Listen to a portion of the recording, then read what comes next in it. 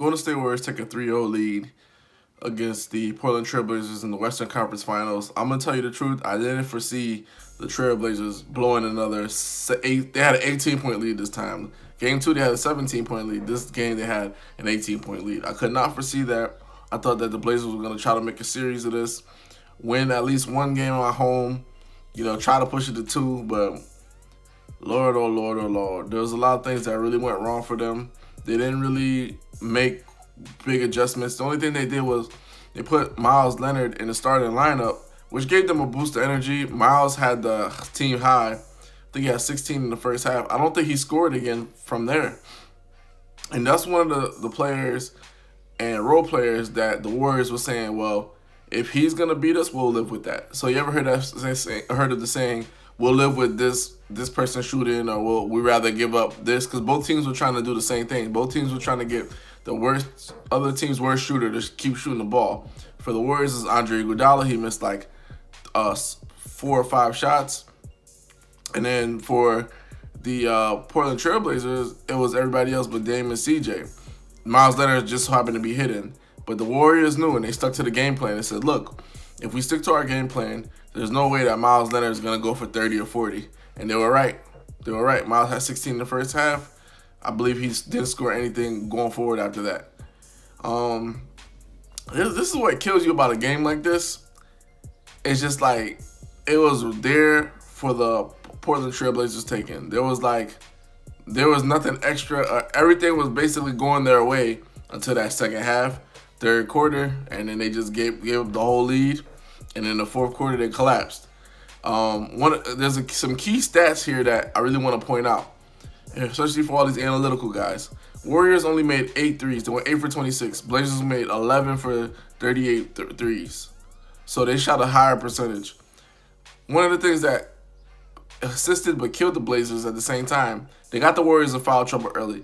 They went to the line 33 times. They only made 20-something free throws, 23. They left 13 points on the board because they missed, and a lot of those misses were C.J. McCollum. He missed a ton of free throws. They missed some free throws as well. Warriors out-rebounded the Portland Trailblazers by 6. Then the Warriors had 21 fast break points. You can't allow 21 fast break points.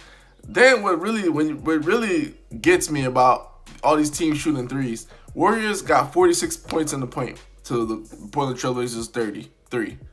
So the Warriors were feasting in the paint. And you saw the Blazers defense breaking down every single time, trying to run them off the three-point line, thinking Clay and Steph weren't going to get to the rack and score, or Draymond. These guys aren't just going to sit around and shoot a bunch of threes. That's not them. Then what really hurt them is like what I said prior. If they get help from their bench, and in the first half, the Blazers will get help from their bench, CJ and Dame struggle. The games that CJ and Dame don't struggle is when they're not getting help from their bench. So in this game, Miles Leonard came off the bench. I mean, they put him in the starting lineup, but he's really a bench player. He's giving you 16 points. Then Dame and CJ proceeded to go 12 for 38 from the field. They shot 31% from the field overall, combined. Awful. 31% is not going to cut it against the Golden State Warriors. And then you got the other starters, Aminu and Harkless, which sometimes I call them harmless. That's when you text in about somebody. Every time I text about Harkless, it changes to harmless, which he really was harmless. I think Aminu had 6 points. Harkless or harmless had 2 points. They combined for 8 points. You can't have 2 starters combined for 8 points. In a game where Andre Iguodala has 2 points, you would think, okay, our starters are beating their starters, but it doesn't matter. Our bench was better for most of the game. It didn't matter. Portland Trailblazers just failed to execute. You could say that they're mentally fatigued, they're mentally tired. I don't think any of that matters at this point. At this point, you just have to execute. You have to play with a sense of pride, a sense of urgency, a sense of energy. And in that game, one of the key things that a lot of people fail to point out, Draymond Green, in that second, third, and fourth quarter, when he started going to the rack, pushing the ball, that was it. That's where the 21 fast break points came from. That's where them going to the line came from. That's where his triple-double came from. He made the correct play almost every single time. Even at the half when he scored at the buzzer to cut it down to 13. That was key because that gave the Warriors like hope. Like it wasn't a 17, 15-point lead. 13 is more manageable than 17, 18. So it was really a excellent effort by Draymond Green. He deserves the game ball, honestly. His energy was everything in that game. He energized the team and kept the ball moving, kept pushing, and it killed the Blazers' momentum in that second half. And, Dame and CJ really have to look in the mirror at themselves, because last year you got swept. This year you made it to the Western Conference Finals, and you're so proud about how you've come a long way. And then the Warriors start putting you in a trap, and they're running the same game plan that you're running, but you can't figure out ways to counter it. You can't figure out ways to relocate. You can't figure out ways to get out of your own head or fight the mental fatigue. Come on, man. Come on. Like, you can't get swept last year in the first round and then say, okay, maybe Western Conference Finals, and you get swept again. I just didn't see a sweep ever in the cards for the Portland Trailblazers, as well as they played against OKC. They closed them out in 5. The Denver Nuggets, I kind of understand, but that quadruple overtime, that was bad. That was bad because they basically played. That quadruple overtime, even though it's less minutes of overtime, you could say that they played 2 extra games due to that overtime, and then playing a 7-game series on top of that. So I kind of give them a pass about that, but this cannot stand. You cannot have 17, 18-point leads and keep losing games. You saw what happened with Oklahoma City when they were unable to close games. So you should have looked at it as a learning lesson for yourself to never make the same mistakes. And they just kept making the same mistakes. Guys didn't want to make plays. Palms are getting sweaty. Guys can't make free throws. And this is where they're at. They're down 3-0.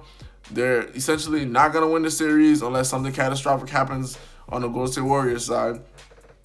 And it's just a shame. It's just a shame. It's not like, okay, they have to be better. We've seen spurts when they could be better. It's not necessarily that. To me, it's not even an issue of talent or nothing. All it boils down to is these guys, and I mean CJ and Dame, they're upset because they have to play in the crowd. Get out of the crowd. Learn how to move without the ball. Listen to Coach Stott's plan. Give up the ball earlier. There are spurts and moments where you see them giving up the ball quick and the Blazers are scoring. And then when they stop doing that, then the offense gets bogged down. Relocate. Run different plays. I mean, you know what they're running. It's not like it's a surprise to you. To me, it's just like it seems like everybody feels like they're catching them off guard. Warriors are catching the Portland Trailblazers off guard with what they're doing. You know what they're going to do. Execute. And they're just failing to execute. I know later on I'm going to say Dame had injuries. It's none of that. I think he got preferential treatment through the first couple of series, a little bit, not all the way, but Dame, I think this series really got in his head. I really feel like Charles Barkley's declaration, everybody kind of bandwagoning them, kind of got in their head. And then now they're brought down to earth a little bit because what the Warriors are doing is they're executing. They're executing. People said that the Warriors couldn't beat the Blazers without Kevin Durant. People were saying that. Now look what's going on. So I think Portland really believed that. I know they knew this was their best shot, but they didn't approach it like it was their best shot. That's why they're down 3-0. And one of the things I want to also bring up and talk about is this. Why aren't we talking about Steph Curry? I know I'm not going to disrespect Kevin Durant because to me they're an unbeatable team without Kevin Durant. But since Houston, Steph Curry scored 33 in Houston, like 33 in game 1 against Portland Trailblazers, 34 in game 2, 36 in game 3. Stephen Curry is essentially averaging 34 to 35 points a game since KD's gone down. Nobody's talking about that. This kid is potent offense.